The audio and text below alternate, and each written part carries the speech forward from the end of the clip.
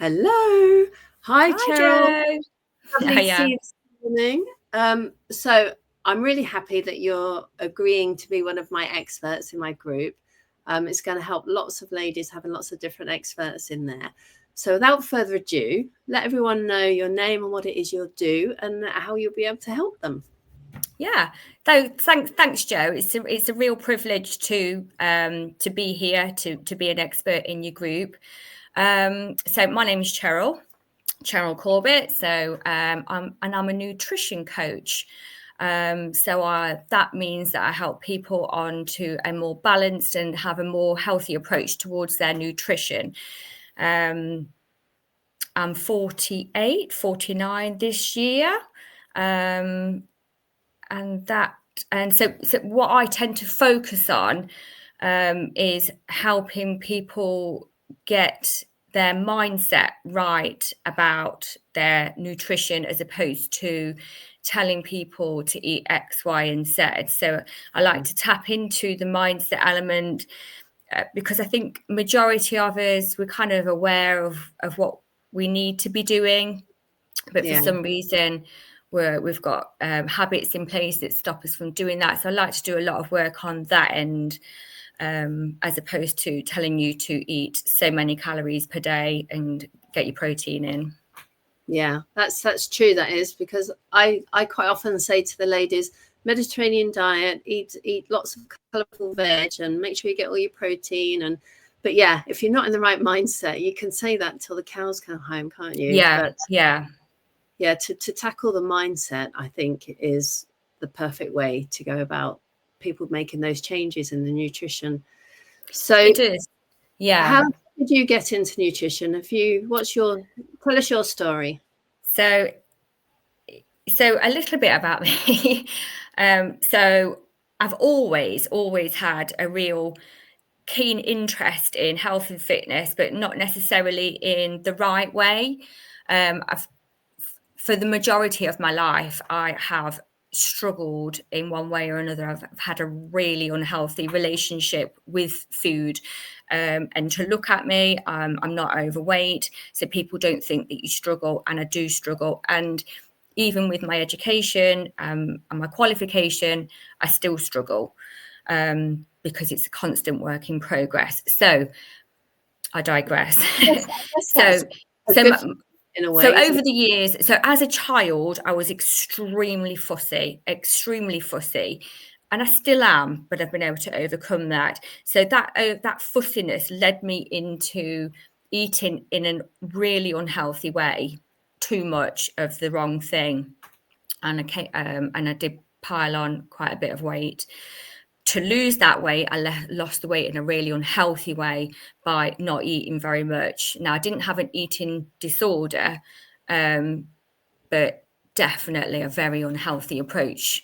Yo-yo dieting, that kind of thing. Yeah, there was, and that just went on for many, many years. I felt like the only way that I could ever lose weight was to kind of not eat very much. And then obviously that's not sustainable. You get really hungry and then you go the other way.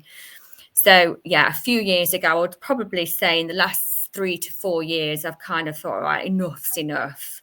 And I thought I just need to find the balance, and I'm still working on that. Did perimenopause, menopause have anything to do with that? No, sorry. Yeah, but I'm very aware. I'm very aware that my age, that things have changed. And what I did notice probably 3 or 4 years ago, when I kind of thought, you know what, I'm just going to go and do this qualification, and obviously I learned so much. But yes, I am at the age that I thought, gosh, like my body has changed. So incorporating into my nutrition coach, I obviously did a lot of research on the back end as well, that things do alter and you can't carry on the way you used to eat without consequences. So yeah, so although being perimenopausal has not had anything to do with it, I'm aware that some changes in my body I had to kind of take into consideration. Yeah. So I thought, right, took my qualification, became a nutrition coach, because now I just want to just pass that information on and show people that actually now I'm ridiculously fussy. Yeah. And I've had really bad habits. So if I can kind of find that balanced approach, then I can help you guys do the same. That's great. That's great, because like I said, you can have so much information and so many, like you say, counted calories, eat this, don't eat that, different diets. But mindset is all, you've got to start with mindset. It's a lot to do with it. If not 100% to do with it, because if you haven't got the right mindset, then it's never going to happen, is it? Yeah, absolutely. If you constantly tell yourself, this is the way I am, then, and I can't because of my family eat like this, or I can't because this is just my genetics, then you're kind of just stuck in that cycle, unless you kind of take yourself out of it and go, actually, I can, and I want to, and I will. Do you look back on where those fussy habits stem from? Is it? Yeah, it's quite sad, really. It's quite a sad little story, but so I don't want to blame my parents, because obviously they thought they did. Oh, did they? They did the best, but it just stemmed from right back from being a little girl, of being fussy. As little girls, little children are fussy, but my parents didn't deal with it probably the best they should, and that it just put up more and more barriers, and I had this fear around food, lots of foods. So once I hit like my teenage years, and then you have more freedom around food. So obviously you're catching the bus to college, and you've got your own money because you're working part-time. I was just eating absolute rubbish. So that do, don't they? So the fussiness started right from when I was really, really small. I was probably from 3, 4. Yeah. I had a bad experience with a childminder. I don't know if I should share this story. Up to you. Yeah, a childminder knew that I was really fussy and I wouldn't eat the same as the other kids that she was looking after. And back, we are talking early 80s. So I'm hoping that this behaviour doesn't go on anymore. But I was really struggling with some food. And as my punishment, she locked me in a cupboard, in a dark cupboard. So so all my fussiness stems back from being a little girl, and it's just. And you're going to that trauma is going to be attached to food, isn't it? 100%. So it's not just about you just eat too much, or there's a lot going on there. There's emotional eating and all kinds of things going on. Oh, thanks for sharing that with us. It is quite sad, but obviously I'm good now. But a lot of ladies may relate to that, and they're the kind of ladies that you'll help more, because you'll have something relatable. It might not necessarily have been locked in a cupboard, but they might have some kind of trauma attached to eating. I do find that most of people's eating habits or issues do stem right back to when they were kids. But you can overcome it. Like I say, I'm still fussy, but I can still have a balanced approach. And I've retrained my palate, as you do as you get older. Yeah. So you do. And with matcha as well, talking of retraining your palate, do you drink matcha tea at all? I don't know. Why? Well, it's really, really good for you, but because I don't have milk or I don't put any sweeteners in it or anything, I like to have it as pure as you can.